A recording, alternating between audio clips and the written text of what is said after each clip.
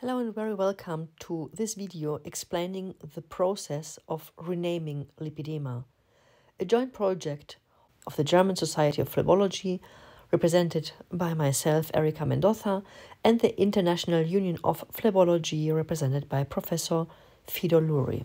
Why is the name of a disease this important? The name of a disease automatically implies which reasons, which motives, which treatment options this disease brings with it. And therefore, an unfortunate name of a disease can be very misleading for the patient, for the doctor.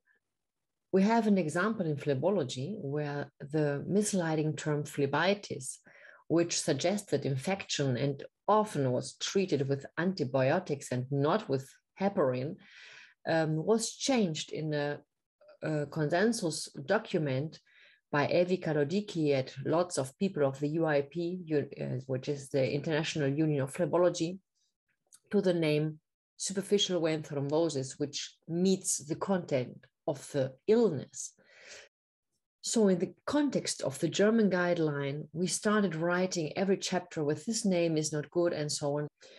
And we noticed that we, the German Society, is not the one to change a name for international purposes. And so we reached out to the UIP, to the International Union of Phlebology, to have an international supported renaming process.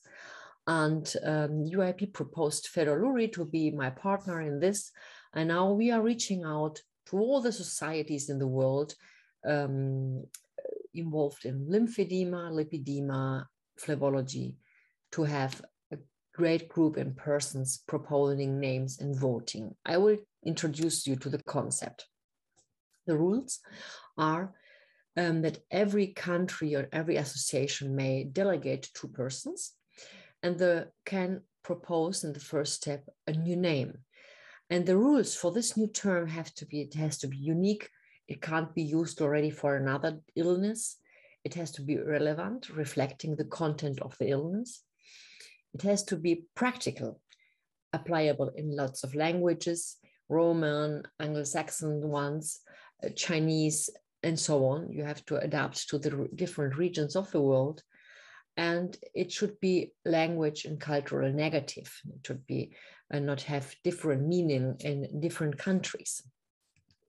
So we founded a core group with 14 persons of all the continents of the world just to assemble the rules and start working. We are composing a timeline and make sure that the rules are okay and organize the progress. So who is able to participate? Every phlebological and lymphological society of the world can send 2 delegates. So this core group decides the final participants. For example, are there really delegates of a group? And the number of participants is open, and the higher the best.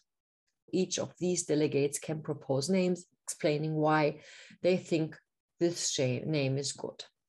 Then the core group again comes back to the names, makes a list of all the names, makes a first selection for proper and improper names if they've adapted to the rules.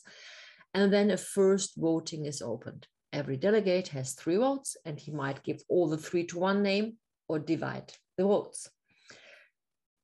Then the core group again looks which names had the most of the votes, look if still this is a good way to go, if everything is fine.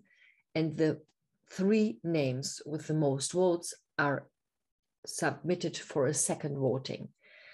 And then if there is a clear winner, this one should be the new name.